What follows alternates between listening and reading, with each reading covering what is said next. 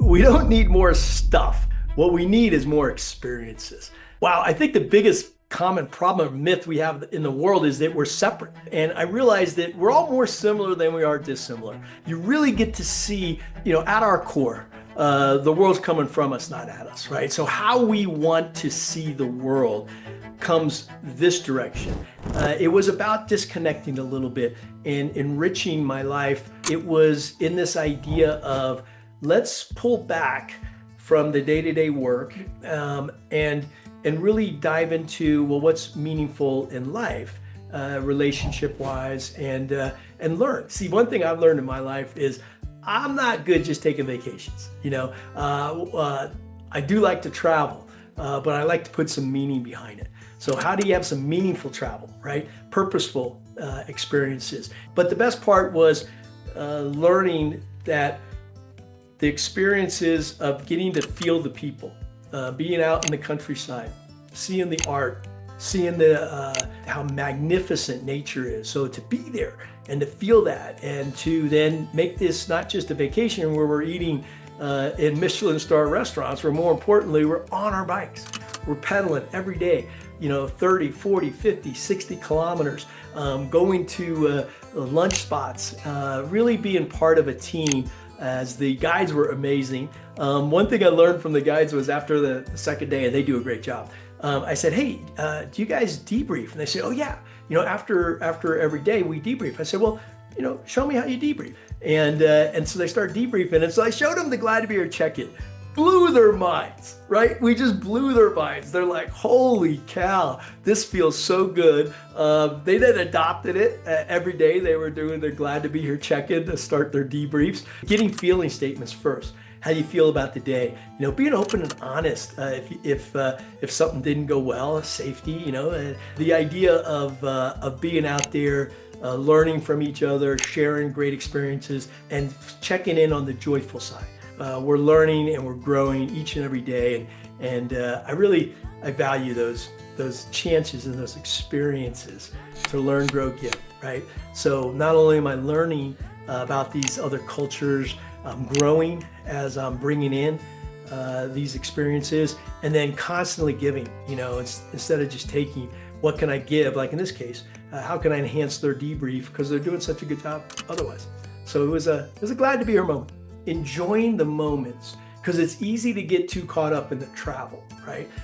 So enjoying each moment, and at the same time having enough of a plan that you feel comfortable with what's coming up. Then it was onto the experience of the Alps, and this was going to be both beauty and push yourself a little bit. Go on a bike trip, climb the Alps on a bike. The inside got to me and said, I'm gonna tackle this. I saw that the Tour de France was doing their climb sections. I was like, okay, if they can do it, I can do it. Now, not at that level, but at least I can try, right? And so I changed and swapped out my bike to a performance bike, and it turned out to be a super joy. I'm really glad because I did challenge myself, but the idea was to push myself mentally and physically. Right? And that's what it was. It's just a mind game. So many times I wanted to give up going up the hills. So many times you just wanted to, say, well, why am I doing this? It's supposed to be a fun trip, Gucci. But at the end of the day, it was the accomplishments, you feel when something's challenging that you get, and the joy of just experiencing that. Yeah, I think, the whole concept of mental toughness, at least my approach, is joy through the mental toughness. How you talk to yourself matters, by the way. I like to talk to myself as, well, you can do this. We'll get through it. It's not going to last forever, right? These are these climbs, where your breathing is very, rapid and shallow, and your heart rate's up, and you're like, wow, I want to quit. And instead of challenging myself like, oh, you're a quitter, or, no, I had just the opposite. I was like, we can do this, okay? It's the positive approach to mental toughness. Now, when you say that, you got to have a plan. I was describing earlier that, we had these GPSs that told us exactly how long the climb is, what the grade's going to be, how long are you going to be in the red zone versus the yellow zone or the orange zone or the green zone. But at the end of the day, it really does just boil down to present moment, focus one pedal at a time. They talk about one breath at a time, and talk kind to yourself. That's actually one of the challenges a lot of people have, is how we speak to ourselves. Most people will be kind to others as best they can, but they don't always, their own self-talk's not always that kind. And one thing I've learned in the glad to be here mindset is be kind to yourself. Yes, improve. Yes, acknowledge things, but be kind to yourself. And I think that helped me get up the hill. I don't think I needed the negative to get me up the hill. And it was nice when I finally made it to the top, and everyone else who had e-bikes was already up there, was clapping, and the sweat's pouring off you, and you're like, glad to be here. Let's have a glass of wine. That was Switzerland. And then we go to a whole different game. Remember I said learn, grow, give, or I believe that experiences matter, but I like to do meaningful experiences. So we go to this meditation retreat. Actually, it was more than meditation, but this spiritual retreat on oneness. And it was up in Sweden. So a full week of being in Sweden in this beautiful, beautiful location. And what it really boiled down to, what I took away, I'm happy to share, is the idea of our state. How do we show up? Do you show up? You can basically only show up in two states. One is a beautiful state or a suffering state, right? And so as this was being explained to me, I was like, wow, I can relate to this. The glad to be here is that beautiful state, right? It's how you see the world. It's not the outside world. Those circumstances could be very drastic. They could be challenging.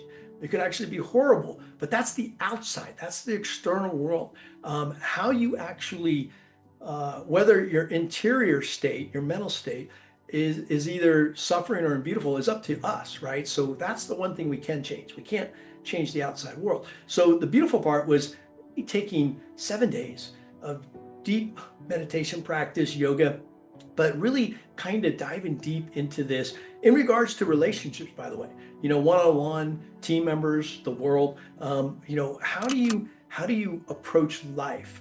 What I really learned was it's harder than just to say, well, you got to be in a beautiful state.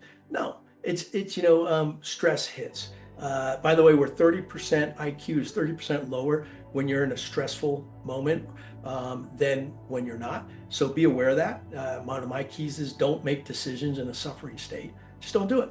You're only going to make bad decisions. They're only going to be really lead to more suffering. So, sometimes I got to wait. The idea of a beautiful state, though, is, wow, that's what's coming from me. Now, the reverse is true, too. You could be in this beautiful environment and be suffering on the inside. But the idea of living in this beautiful state, this glad to be here mindset. So I'm constantly working on that. I'm constantly trying to learn, how do I keep myself in a beautiful state? If I am in a suffering state, the first key is be awareness. Aware, am I mad? Am I frustrated? Get the nuance, am I just agitated? And take a breath, right? And they teach these practices. But first, awareness is key. What state are you in? If you are in a suffering state, take a breath. Take more than one breath. Be aware. Label it. And as you label it, here's what I learned. It's kind of cool. Is you don't say, I am angry. You say, I feel anger. See the difference? Huge point. So if you say, I am angry, now you've identified your essence with that emotion. Whereas if you say, I feel angry, boom, you just created the separation that you need in order to say, okay, that emotion is there, I'm experiencing it, but it's not my true self. Yeah, I think the glad to be here mindset is about living life in all its fullness. And I hope some of these stories inspired you. More importantly, I hope you get out there and do it yourself. Let's embrace life. Let's live life in all its fullness. And there's only one thing worse than dying, and that's dying without living. So let's get out there and live life and give back. To learn, grow, give. With that, hope you enjoyed it. Glad to be here. Gucci out.